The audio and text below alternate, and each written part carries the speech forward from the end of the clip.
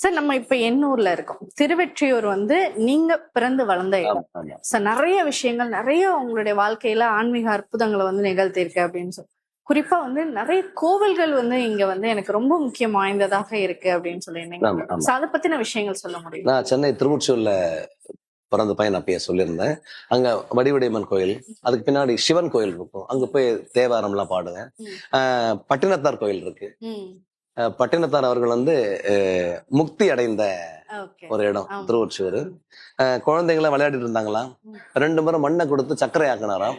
3வது முறை வந்து மண்ணை கொடுக்கும் போது அந்த பெரிய மீன் கூட இருந்ததா, அதை எடுத்து மூடுங்க நான் வரேன்னு சொல்லிட்டு 2 முறை வந்துட்டாராம்.